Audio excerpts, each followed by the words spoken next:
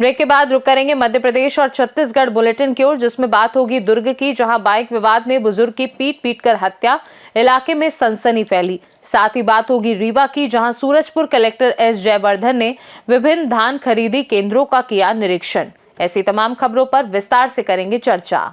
भिलाई के twin city क्षेत्र के छावनी थाना अंतर्गत लिंक रोड कैंप 2 में मामूली विवाद ने हिंसक रूप ले लिया, जहां तेज और लापरवाही से बाइक चलाने पर नसीहत देने से नाराज युवक सुकांत उर्फ चिराग सोनकर ने अपने साथियों के साथ मिलकर 66 वर्षीय विक्रम राय की बेरहमी से पिटाई कर दी, जिससे इलाज के दौरान उनकी मौत हो गई, जबकि उनके भाई सुनील राय भी गंभीर रूप से घायल होकर अस्पताल में भर्ती हैं। घटना से इलाके में हड़कंप मच गया। सूचना पर पहुंची पुलिस ने मुख्य आरोपी को गिरफ्तार कर जेल भेज दिया है और अन्य आरोपियों की तलाश जारी है। वहीं सनसनीखेज वारदात के बाद क्षेत्र में दहशत का माहौल है और बढ़ते अपराधों को लेकर कानून व्यवस्था पर सवाल खड़े हो रहे हैं। अरे हम मार्केट आ रहे थे, अपने जिलेबी चौक से जो 2 नंबर मार्केट तरफ आते हैं, कुछ सब्जी लेना। जी तो भैया थे, मैं थे। तो भैया आपके साथ जो भैया थे उनका नाम है बता? विक्रम राय जी। तो हम लोग दोनों आदमी आ रहे थे, तो एक लड़का फ़ोन में ऐसे स्कूटी में चला रहा था, फ़ोन दबा के चल रहा था, मेरे साइड रॉन्ग साइड खींच दिया था। हम वहाँ से गाड़ी अपने बचा लिए, गाड़ी हल्की भी दोनों आदमी टच हुई, दोनों एक ही साइड से आ रहे थे। उसके बाद मैं बोला, बाबू क्यों ऐसा गाड़ी चला रहे हो? तो मानते छोटे छोटे बच्ची भी एक तो बैठा कर रखो, कहीं गिर जाएगी तो उसको। आपके साथ बच्ची थी उस समय? नहीं, मेरे साथ तो लड़के के साथ में थे। बोलो दो तो हम लोग बात हो तो बोले, तब तक ले उतरा साइड किया, गाली उली देने लगा, हमको उल्टा सीधा बोलने लगा। जिसमें एक व्यक्ति जो है विक्रम राय जो है उनकी मृत्यु हो गई है। बाद में जब वहाँ पहुँचे तो पता चला कि गाड़ी चलाते समय इसमें एक मृतक और उनके साथ में एक साथी सुनील राय जो है वो साथ में बाइक चलाते हुए जा रहे थे। सामने से साथ में स्कूटी भी सही एक ही दिशा में जा रही थी, जिस पर से दोनों के बीच में विवाद हुआ। तो स्कूटी चालक जो था उसके द्वारा विक्रम राय एवं सुनील राय के ऊपर पैर से और हाथ मुक्के से मारपीट किया गया। इस दौरान पे विक्रम राय जो है उनकी जो है वो मृत्यु हो गई। साथ ही सुनील राय जो थे उनको चेहरे पे जो है इंजरी हुई है। इस पर से जो आरोपी है वहाँ पर से मौके से फरार हो गया था, जिसको अभी पुलिस टीम पता तलाश करी और उसको अपने हिरासत में ले ली है। आगे की हम लोग FIR करके विवेचना कर रहे हैं। दुर्ग से सीनू संवाददाता धर्मेंद्र गुप्ता की रिपोर्ट। आज ब्लॉक कांग्रेस कमेटी सिमरिया में इंदौर के भागीरथपुरा में दूषित पानी पीने से हुई 18 लोगों की मृत्यु और 500 से अधिक लोग बीमार होने की घटना पर युवा कांग्रेस जिलाध्यक्ष राजपाल सिंह सौरभ राजा के नेतृत्व में मृतकों को विनम्र श्रद्धांजलि अर्पित की गई और सरकार से उचित मुआवजे की मांग की गई, क्योंकि अब तक न तो मृतक परिवारों को कोई सहायता मिली और न ही सरकार ने अपनी जिम्मेदारी निभाई। इस कार्यक्रम में जिला महिला कांग्रेस अध्यक्ष जीराबाई पटेल, ब्लॉक अध्यक्ष मुकेश चौरसिया, कार्यवाहक अध्यक्ष नरेंद्र तिवारी, IT सेल प्रदेश सचिव सुदेश सोनी, इंदु यादव, कुसुम राम चौरसिया समेत कांग्रेस के सभी पदाधिकारी मौजूद रहे। पन्ना से सीनू संवाददाता कृपाराम गुप्ता की रिपोर्ट। प्रदेश और देश भर में दूषित पानी और उससे फैल रही संक्रामक बीमारियों के मुद्दे पर समाजवादी पार्टी के राष्ट्रीय सचिव एडवोकेट शिव सिंह ने पत्रकारों से चर्चा करते हुए कहा कि हाल ही में इंदौर, गांधीनगर और दिल्ली में दूषित पानी के कारण कई मौतें हुई और सैकड़ों लोग गंभीर हालत में इलाजरत हैं। उन्होंने आरोप लगाया कि केंद्र सरकार की जल जीवन और अमृत मिशन योजनाएं केवल मौत को आमंत्रण दे रही हैं, क्योंकि शहरों में बड़ी संख्या में ग्रामीण आबादी रोजगार और पढ़ाई के लिए आती है, लेकिन सरकार के पास उनका सुरक्षित पेयजल सुनिश्चित करने की कोई सार्थक योजना नहीं है, जिसके चलते प्रतिवर्ष 4 लाख लोग डायरिया से मरते हैं और लगभग 1 करोड़ अन्य बीमारियों से पीड़ित हैं। शिव सिंह ने कहा कि मंत्री और जिम्मेदार अधिकारी स्वयं सप्लाई का पानी नहीं पीते। उनके यहाँ बड़े शुद्धिकरण यंत्र और स्वास्थ्य टीमें लगी रहती हैं, जबकि पाइपलाइन कंपनियों से कमीशन लेकर घटिया पाइपलाइन डाली जाती है, जिससे आम नागरिक दूषित पानी पीने को मजबूर हैं।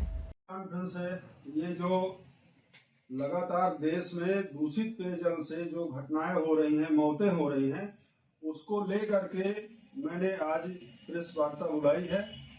और मेरा ये कहना है कि पूरे देश के अंदर जो सरकार की ये योजनाएं चल रही हैं पानी की, वो पूरी तरह से मौत को आमंत्रण दे रही हैं।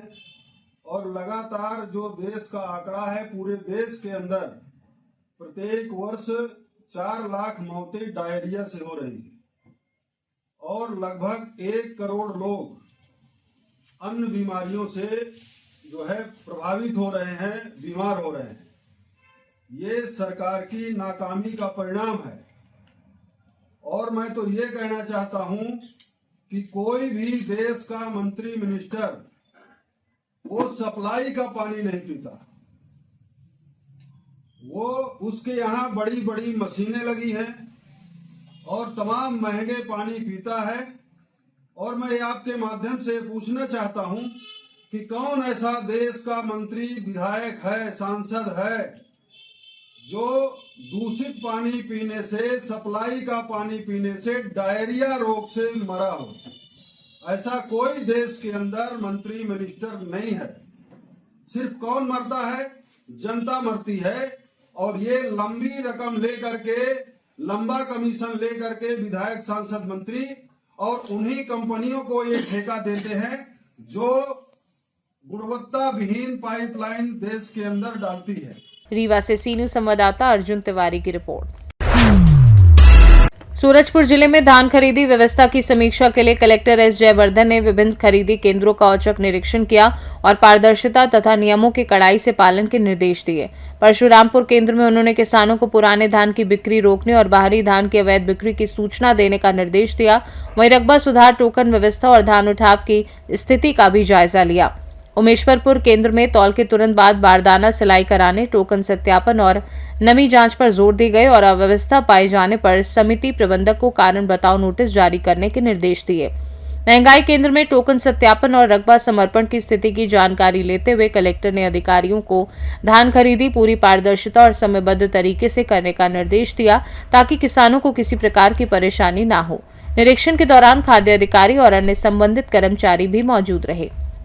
सूरजपुर से सी न्यूज संवाददाता सुरेंद्र साहू की रिपोर्ट। राजगढ़ पुलिस ने सतर्कता और त्वरित कार्यवाही करते हुए कुख्यात पारधी गैंग द्वारा हाईवे स्थित नायरा पेट्रोल पंप पर डकैती की साजिश को विफल कर दिया। पुलिस अधीक्षक अमित तोलानी के निर्देशन में थाना राजगढ़ पुलिस ने जंगल क्षेत्र में घेराबंदी कर हथियारों से लैस 10 बदमाशों को मौके से गिरफ्तार किया, जिनके पास से तलवार, चाकू, फरसी, बेसबॉल बैट, लाठी, नकद राशि व 5 मोटरसाइकिलें बरामद की गई, जिनमें से 4 चोरी की पाई गई। आरोपियों के खिलाफ बीएनएस की गंभीर धाराओं एवं आर्म्स एक्ट के तहत मामला दर्ज कर उन्हें न्यायालय में पेश किया जा रहा है।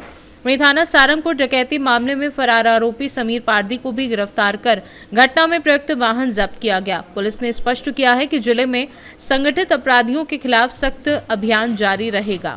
क्षेत्र में डकैती हुई थी, जिसके चलते राजगढ़ पुलिस ने एक अभियान चलाया था और जिसमें बिलास के जंगल में जाकर हमने उस अभियान को अंजाम दिया था और आरोपियों को गिरफ्तार किया था।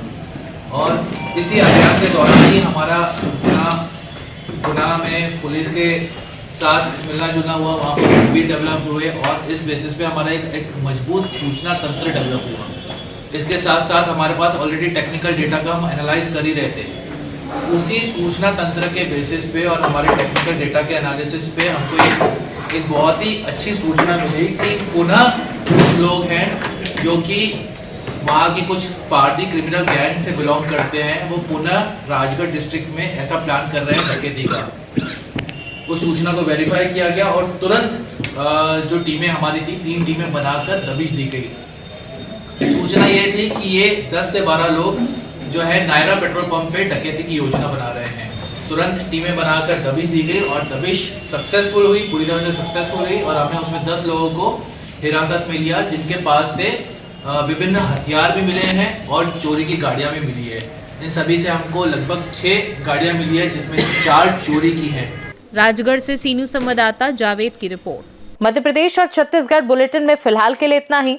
बने रहिए सी न्यूज भारत के साथ। हर खबर आपके साथ, आपके हाथ।